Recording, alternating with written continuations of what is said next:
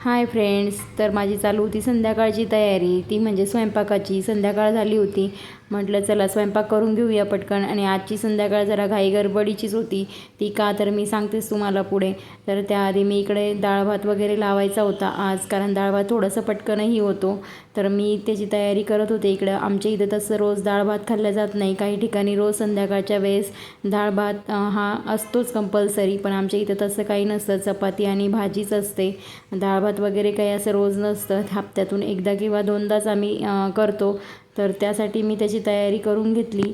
आणि आज मला घाई का होती, तर आज झालं होतं हर्षचं व्हॅक्सिनेशन. तर त्यामुळे त्याला खूप पेन होत होतं आणि त्यामुळे मला त्याच्याच जवळ बसून राहावं लागत होतं सकाळपासून.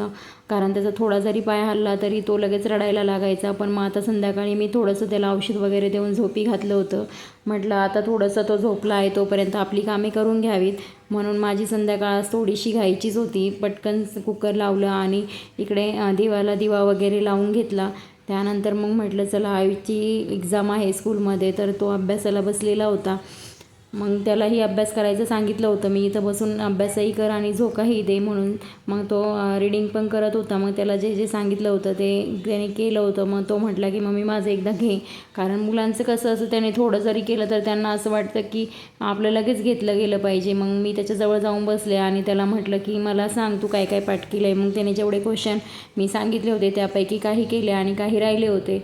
तर मग त्याच्याकडनं सर्व घेतलेत मी करून. कारण की आताचा सिलेबस थोडासा मुलांना हार्डच जातो आणि तो त्यांच्या एकट्याकडून तरी होत नाही. त्याला आपल्याला थोडीशी हेल्प करावीच लागते. कारण अभ्यासही तसं CBSE पॅटर्न म्हटलं तर थोडंसं टफच असतं. तर आपल्या वेळेस एवढं हार्ड नव्हतं. पण आता मुलांना आपल्या हेल्पशिवाय किंवा टीचरच्या हेल्पशिवाय थोडे क्वेश्चनही काही समजायला थोडासा प्रॉब्लेमच होतो. त्यामुळं थोडंसं आपल्याला त्यांना हेल्प करावीच लागते. कितीही घाई असले आणि कितीही काही असलं तरी मुलांचा अभ्यास हा रेग्युलर आपल्याला घ्यावाच लागतो. मी पहिल्यापेक्षा त्याला थोडा वेळ कमी देते आता, कारण की मला हर्षमुळं त्याच्याकडे जास्त लक्ष दिलं जात नाही. तसा तो करतो त्याच्या मनाने अभ्यास वगैरे व्यवस्थित.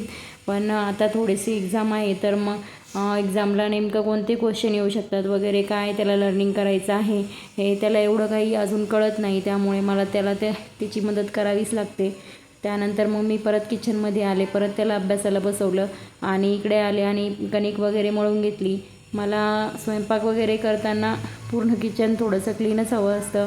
किचन माझं तसं छोटंच आहे, पण मग थोडंसं मी सारखं स्वयंपाक करताना पुसतच असते. कारण की मला ते स्वच्छ असलं की काम मला पटकन होतं, नाही तर कामच माझ्याकडून होत नाही पटकन. दोन्ही विंडो वगैरे उघडून दिल्या म्हणजे किचनमध्ये छान हवा येते. त्यानंतर मग इथं सामान वगैरे कालच भरलेलं, तर शेंगदाणे वगैरे मी तसेच ठेवलेले. म्हटलं आता थोडेसे क्लीन करून घ्यावे. मग थोडेसे जेवढे पाहिजे होते तेवढे क्लीन करून घेतले पटकन, कारण एवढा वेळ नव्हता. कारण हर्ष जर उठला तर परत माझं काम राहून जाईल, म्हणून जेवढे हवे होते तेवढेच मी घेतले. त्यानंतर लसूण वगैरे घेतला आणि कांदा वगैरे कापून घेतला. आज मला कांद्याचं स्पेशल काहीतरी बनवायचं होतं, ते तुम्हाला मी दाखवते. आणि अशा पद्धतीने मी कोथिंबीर ही ह्या डब्यामध्ये फ्रीजमध्ये ठेवते, जेणेकरून ती एकदम छान राहते. त्यानंतर परत हर्ष इकडे उठल्या, मग मी त्याला अधूनमधून झोका देत होते. कारण तो जर उठला आणि आयुष खेळायला गेलेला खाली, त्यामुळे मग मी म्हटलं आता पटकन काम करून घ्यावेत, कारण हर्ष आता उठणारच होता. मग पटकन चपात्या वगैरे केल्या. कांद्याची आज मला करायची होती चटणी, तर त्यासाठी कांदा कलसून घ्यायचा. त्यानंतर त्याच्यामध्ये थोडंसं तेल घालायचं आणि आपण लसूणही घालू शकतो कुटून, त्याने छान टेस्ट येते.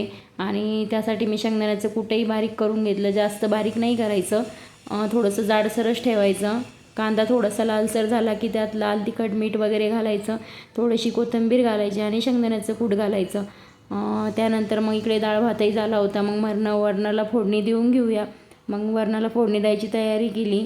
वरणाला तशी मी लसूण आणि जिऱ्याची फोडणीच देते, जास्त त्यात तिखट वगैरे घालत नाही, कारण आम्हाला तसंच फिकच वरण आवडतं आणि त्याच्यासोबत कांद्याची चटणी होतीच तिखट.